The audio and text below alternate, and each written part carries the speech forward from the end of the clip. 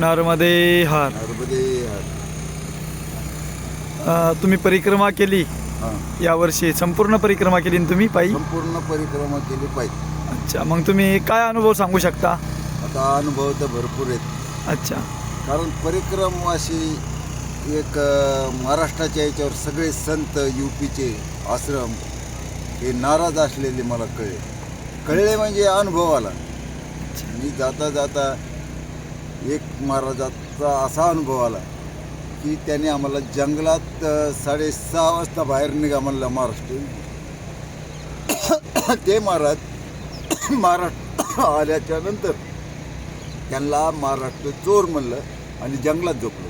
तर तुम्हाला स्वामी गुरु अशी उपमा देऊन जर महाराष्ट्रवाले हमारी इज्जत करते नहीं तो तुम जंगल में सो जाओ.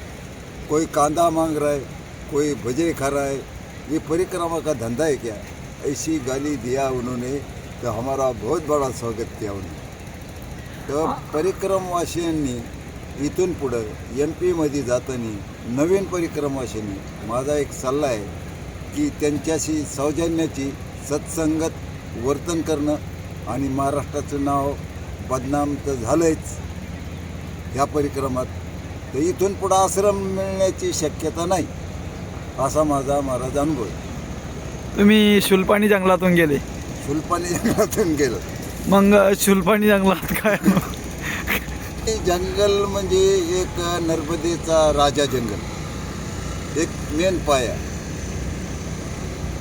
तर तुम्हाला काय अनुभव आला चालताना, पगदंडी चालताना? आता एखाद्या वेळेस जंगलामध्ये चालत असताना रस्ता सांगायला कोणी नसतं, तर मग त्या ठिकाणी तुम्ही कसं केलं? असा अनुभव आला का तुम्हाला एखाद्या ठिकाणी की तुम्ही जंगलामध्ये चालत आहात आणि त्या ठिकाणी कोणीही रस्ता सांगणारं नाही, मग त्या ठिकाणी तुम्ही काय पर्याय शोधला?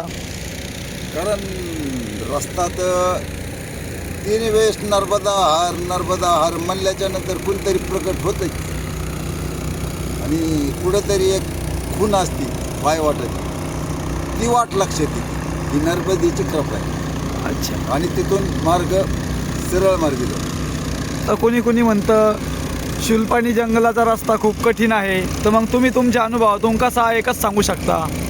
कठीण तर आहे, परिक्रमाच कठीण आहे आणि ती मन लावून करणं हे प्रत्येक परिक्रमावासीची कर्तव्य.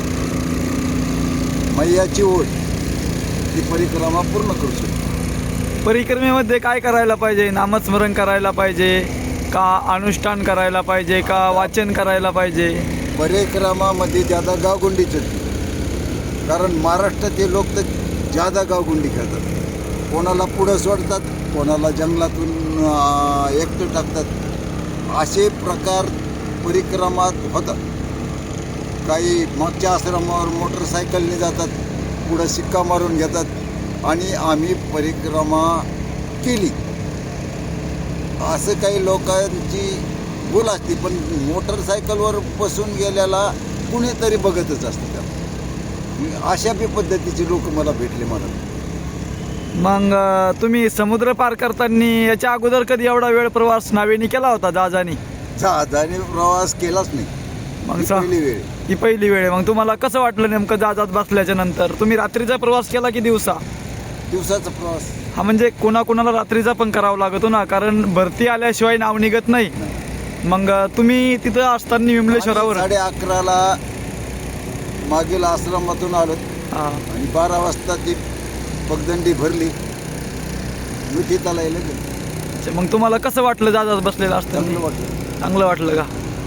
आणि नंतर मग पुढं गेल्याच्या नंतर परिक्रमा करत असताना तुम्हाला काही खाण्यापिण्याची अडचण आली का कुठं? काही खाण्यापिण्याची अडचण आलेली नाही.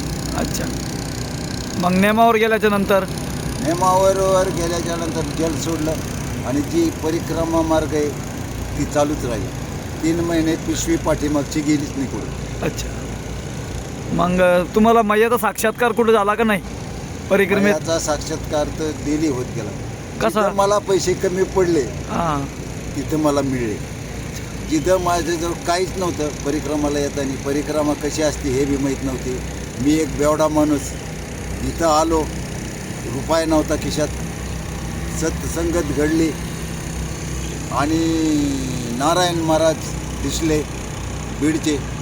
आणि भगवान बाबाच्या आशीर्वादाने कृपाने माझ्यासारख्याची परिक्रमा होणं ही अवघड गोष्ट आहे. आणि ती मैयाने साथ दिली. अमरकंठपर्यंत कुठल्याही गाडीवर बसलेलं नाही आणि परिक्रमात बसलेलो बी नाही. परंतु असे अनुभव आले की मला वेळोवेळी लटकू म्हणजे मला पार्ट्या बदलावं लागल्या. घडीत ह्या पार्टीत घडीत त्या पार्टीत. पवाराचा धंदाच आहे पार्ट्या बदलणं. त्याच्यामुळं मला बी अनुभव परिक्रमाच्या याने आला. अच्छा, मग तुम्ही अमरकंटकला गेल्याच्या नंतर तुम्ही जयंती माताकडे गेले असाल दर्शनाला. जयंती माताच्या जंगलातून गेलो. जयंती माताचं दर्शन घेतलं. तर ते जंगल पार करत असताना तुम्हाला काही अनुभव जाणवला? काहीच नाही अनुभव. त्या ठिकाणी वाघ येतो असतो असं सांगत होते अगोदर. जंगली प्राणी भरपूर आहेत पण वाघ कोणालाच भेटलेले नाही अजून. अच्छा, कुठल्याच परिक्रमावाशाला भेटलेलं नाही. आता परिक्रमा करत असताना एवढा जंगलाचा प्रवास करतात तर मग कुणाला हिंस्र प्राणी अस्वल असेल किंवा वाघ असेल, बिबट्या असेल असं काही दिसलं कुणाला? असं काही होत नाही. मैयाची कृपा आहे. आणि 3 वेळेस नर्मदा हार म्हणलं तर तिथं रस्ता मिळला जातो. अच्छा, कुणी ना कुणी येऊन सांगणार बाबाजी ह्या से रास्ता है वहाँ से रास्ता है. तो ही परिक्रमा में मैया जी का बहुत कृपा आहे. आता कोणी कोणी म्हणतं की शुलपाणीच्या जंगलामध्ये लुटमार होते. पहिली होत होती, आता काही नाही. हा, रामराज्य आहे आता ते.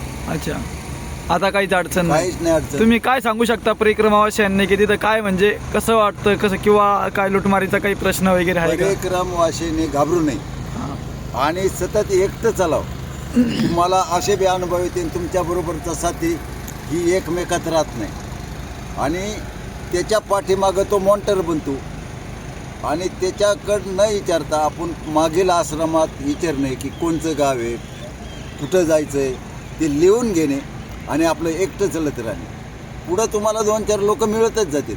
कारण एकट्या माणसाला 100 वेळेस अनुभव येईल की मागील आत्ताचे नवीन परिक्रमाशांनी ज्या आश्रमात आपण गेलो तिथून पुढचा रस्ता कसा आहे, पुढं जायचं आहे, मुक्काम किती वाजता करायचा आहे हे त्यांनी ठरवून घ्यायचं. आणि परिक्रमेमध्ये मग तुम्ही अमरकंटकला गेल्याच्या नंतर माईच्या बगियामध्ये पूजा वगैरे केली असेल? माईच्या बगीच्यामध्ये पूजा केली. परत कुंडाचं दर्शन घेतलं आणि तसंच दिंडोरी मार्गे चलते झाले. अच्छा, मग तुम्ही अमरकंटकहून किनाऱ्याने गेले का रोडनी? आम्ही जंगल मार्गे मंडला मार्गे गेलो. मग तिकडून काय अनुभव आला का नाही? तिथून अनुभव काय होता, जंगलपाडी आहे, सरळ रस्ता आहे. तिथं एक रामनगर म्हणून आहे, महाराजपूर. तिथं एक हनुमानाचं असं भारी तीर्थक्षेत्र आहे. सकाळी बालपण, दुपारून तरुणपण आणि संध्याकाळी म्हातारपण. तिथं जाऊन बी दर्शन घेऊन आलो. त्याला सूर्यकुंड म्हणतात. अच्छा, मग तुम्हाला हनुमंतरायचं कुठं दर्शन झालं साक्षात्कार असं चालताना रस्त्याने? साक्षात्कार तर जिथं हनुमान शेणात 100 आम्हाला रोडला भेटले म्हणजे ते दर्शनच झालं ना. अच्छा, खरं आहे. आणि नंतर मग तुम्ही पुढं आल्याच्या नंतर तुम्हाला असं म्हणजे ओंकारेश्वरला पोहोचल्याच्या नंतर नेमकं काय वाटलं? ओंकारेश्वरला पोहोचल्याच्या नंतर आपण काहीतरी करून आलो, कुठेतरी समाधान मिळलं. आणि जिंदगीतली ही बेवडे कंपनीला माझं एक सांगणं आहे. कारण एक वेश्नी माणूस जर इथं आला आणि तो परिक्रमामध्ये केला तर त्याचं घर बदलू शकतं, घरातले माणसं बदलू शकतात, त्याला प्रेमाने बोलू शकतात. तसा मला अनुभव आला. अच्छा, मग तुम्ही इथून आल्याच्या नंतर तुम्हाला एक समाधान भेटलं? समाधान भेटलं आणि काहीतरी आपण चांगलं करून आलो. हा, चांगलं कार्य काहीतरी केलं आपण जीवनामध्ये जन्माला आल्याच्या नंतर. माणूस म्हणून जगण्याचा अधिकार आपल्याला आहे असं तुम्हाला जाणवलं समजा. पण कधी कुणी कोणत्या नजराने बघू, हां, पण आपण आणि आपलं मन हे एक जागेवर आहे. परिक्रमा केल्यावर परिक्रमा ही एक मैयाचा साक्षात्कारच आहे. साक्षात्कार ही मैयाची कृपाच झाली समजा. मैया भेटणं हे सोपं नाही. हां, चांगल्या ऋषीमाने मुनीला सिद्धी पुरुषाला भेटत नाही. पण आपल्या मनात जे घेतलंय ते जर मिळलं तर मैया भेटली असं वाटतं.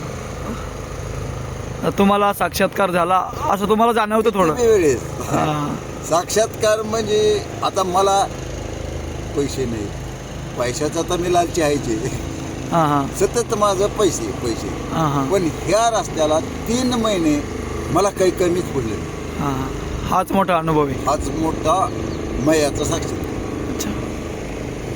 तुमचं नाव, मधुकर पवार, गाव, मिठ सांगली, तालुका, पाथर्डी, जिल्हा अहमदनगर, अहिल्यानगर. अहिल्यानगर म्हणत जा आता. अहिल्यानगर. हां आणि हां भगवान बाबाच्या पायथ्याचा अच्छा. आणि बाबांच्या आशीर्वादाने हे पूर्ण झालं. आता मी भगवान बाबांना सूर्यकुंडातलं पाणी घेऊन, नर्मदा कुंडातलं पाणी घेऊन इथून ओंकारेश्वरला जाणार, भगवान बाबाच्या समाधीवर पाणी टाकणार आणि मग गावात जाणार. अच्छा. नर्मदे हर. नर्मदे हर.